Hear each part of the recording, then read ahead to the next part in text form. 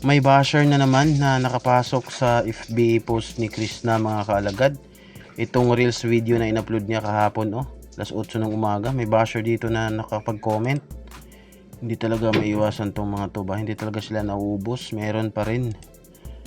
Dito nagbasa kasi ako ng comment dito sa video ni Krishna ito. At ito yung comment niya, mga kaalagad. Nasaan ba yun? Babae siya. Matanda na. Ayan. Ito yung comment niya, si Ma'am Lane Bautista. Mag-iba ka naman ng content, lagi na lang ganyan nang aakit at nagpa-cute kay Serba o kay Toots TV. So ayun, mag-iba daw ng content si Krishna. So siguro ibig sabihin ni Ma'am dito sa Facebook ni Krishna, kasi kadalasan mga post ni Krishna dito, mga kaalagad, sa kanyang FB is mga ganito, yung mga pasayaw-sayaw nila, yung mga ano bang tawag dito, TikTok. Ayan.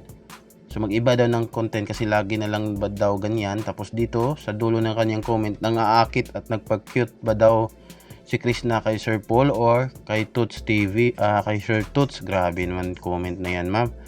Nakalock pala ito, mga kaalagad. Kung nag-comment, try kong ibisitahin ang kanyang account, pero nakalock profile siya. So magaling din si ma'am, no? Kasi magaling ding basher si ma'am, kasi siniguro talaga niyang ilak ang kanyang profile bago mag-comment ng ganito. Kasi syempre, hindi yung mga ganitong comment, hindi talaga palalagpasin ng mga kapwa ko kaalagad dyan. Naghihintay lang yan sila ng mga may maligaw na mga basher, no? So dito, syempre, hindi pa ito nakita ng hindi pa siya pinutakti ng mga kaalagad ni Krishna.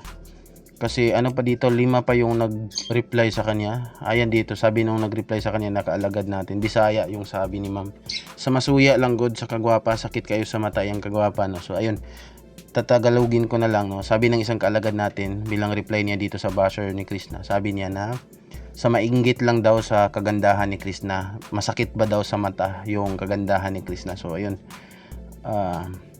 maganda. Kung inggit, pikit, ganoon talaga sana. Pero ayun, inggit, iba sila eh. Kung inggit, mag-comment.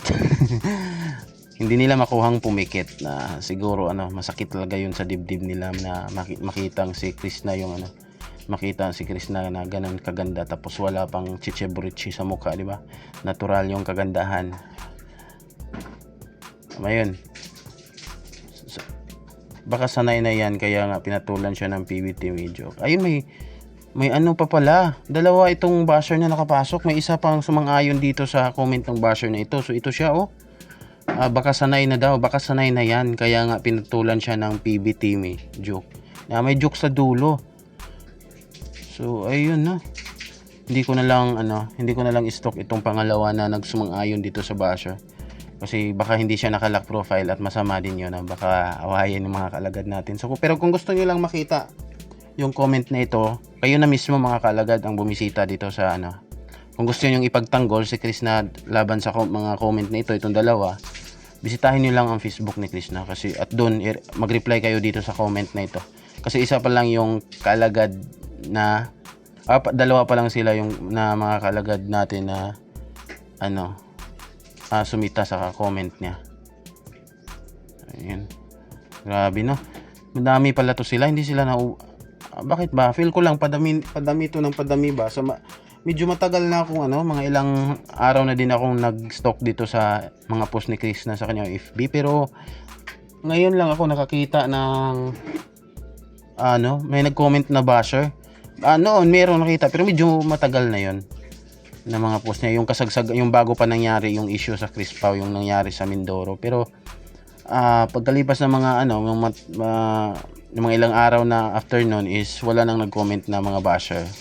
Pero ngayon bumalik na naman sila. Pero dun sa live ni Chris sa kanyang YouTube, lalo na dun sa live, hindi nawawala tong basher, may papasok talaga. Parang laging nakamasid sa kanya kung kailan siya magla-live. Dito ngayon ko lang nakita dito sa kanyang Facebook na may nag-comment na basher, no. Grabe. Matanda na to si ma'am, inisto ko kanina kaso lang nakalock profile. Pero may profile siya, kaya nasabi ko na matanda na siya, parang 60, yun, yung ganun yung edad niya. Yan, sabi ng magbasa na lang tayo dito na magagandang comment tungkol sa video ito ni Krishna. Dito, napakagandang babae, no? kahit may filter siya dito, pero hindi mo pwedeng isumbat yan na, na maganda ka lang kasi may filter, kasi ilang beses na din nating nakita si Krishna. Kadalasan talaga sa mga vlog niya is hindi siya gumagamit ng filter, pero litaw pa rin yung kagandahan niya ba, no? So sabi ng isang kaalagad natin, nung nasa PB house ka pa niyan siguro magkatabi kayo niyan noon. So ibig sabihin, totoo mga kaalagad, dito sa video ito ni Krishna, nasa PB house pa siya. Makikita naman natin dito yung paligid niya, di ba? Halata naman na nasa PB house pa siya dito. Yan.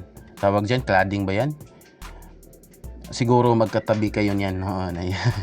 Magkatabi yung si Sir Paul at si Krishna. Doon yan sa isang PB house na pinagawa sa may garahe. Di pa yan tapos, nagpahinga sila. May nagtrabaho pa dyan. So ayun, natandaan pa ng mga Crispaw fans, mga Crispaw natics, yung eksaktong kung saan daw itong eksaktong lugar kung saan nakahiga dito si Krishna sa kanyang video. Sabi naman isang kaalagad natin, good morning Paploy, soon may tambayan ka na din sa ganyan sa farmhouse mo. Stay happy lang kahit anong pagsubok ang dumating, kaya yan. Ayan. Sana iwasan na din ni Krishna yung stress daw kasi siya, pero hindi niya alam yung rason. Kahit ano daw napanood ko sa kanyang live, kahit ano daw ang aliw niya sa kanyang sarili is hindi pa rin daw maiwasan na ma-stress siya. Pero normal lang talaga yun kasi madaming responsibilidad yun si Krishna di ba? Parang gusto niyang hindi lang pamilya, hindi lang yung mama at papa niya, yung kapatid niya yung gusto niyang tulungan, kundi yung mga relatives din talaga niya na syempre tapos din sa buhay, gusto niyang isama yun, isama lahat sa pag-angat niya. Pero ayun, may capacity naman si Krishna, kayang-kaya yan ni Krishna, di ba? Kasi syempre patuloy lang siya talaga, huwag siya magpadala sa stress, depression, kasi maraming umaasa sa kanya mga kaalagad. No? Yes or no? Yes. Dito naman ang isang kaalagad natin. Ayan, balik-balikan ang nakaraang video para maibsan ang daming iniisip, just to protect your healthy inday. Ayun, balik-balikan daw yung mga throwback para maibsan daw yung iniisip ni Krishna.